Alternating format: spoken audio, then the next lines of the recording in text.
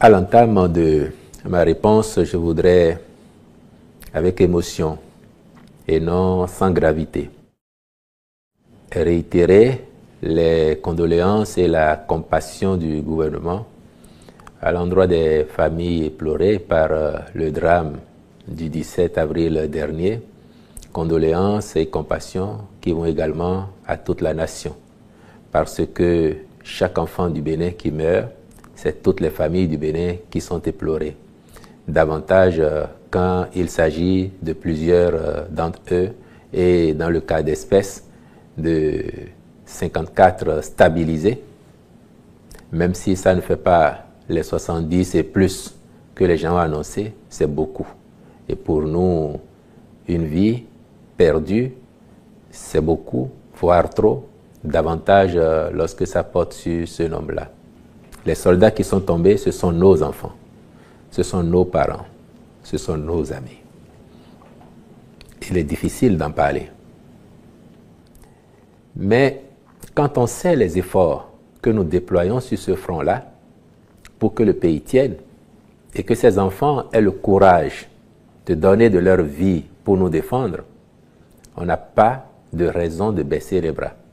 On n'a pas de raison de ne pas y croire.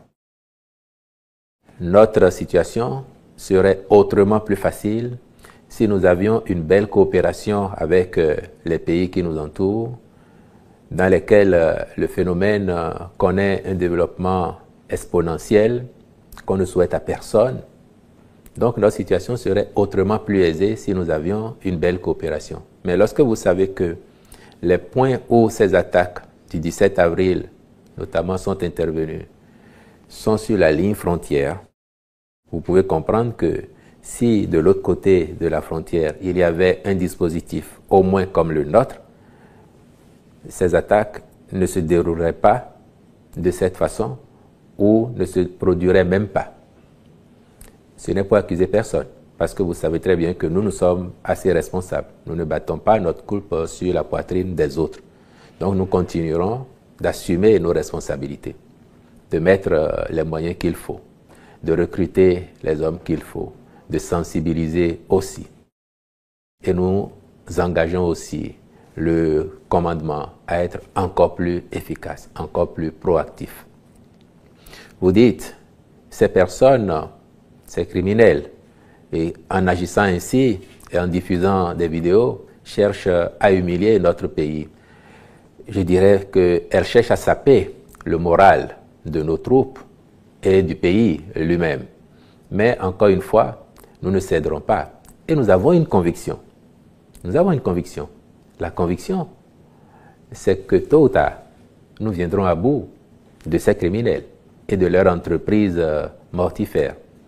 Nous viendrons à bout parce que une armée régulière, bien équipée, avec des hommes déterminés, avec des troupes en nombre suffisant, ne saurait battre en retraite face à des groupuscules de criminels, même s'ils ont pour eux la cruauté et l'effet de surprise. Le temps viendra où nos hommes se seront mieux habitués à leur mode opératoire et seront encore plus efficaces pour les repousser et en tout cas les empêcher de prendre pied chez nous. C'est heureux qu'aujourd'hui, malgré toutes les tentatives, et nous pouvons le dire avec force, il n'ait pas réussi à s'implanter chez nous. Et c'est ça aussi qui montre que nous sommes dans l'effort. Si on ne faisait rien, la situation ne serait pas celle-là. On ne souhaite pas perdre davantage d'enfants. Et là-dessus, je peux vous dire que depuis ces événements, le chef de l'État a eu des séances multiples avec le haut commandement militaire, ceux qui sont à l'opérationnel, pour évaluer avec eux la situation, les stratégies, voir encore quels sont de tous les équipements que nous avons commandés, ceux qui ne sont pas encore arrivés, et en attendant, est-ce qu'il y aurait d'autres besoins pour être encore plus performants avec nos soldats. Et tout cela a été débattu. Donc c'est pour ça que je peux vous dire notre assurance que tôt ou tard, à un moment ou à un autre, nous vaincrons.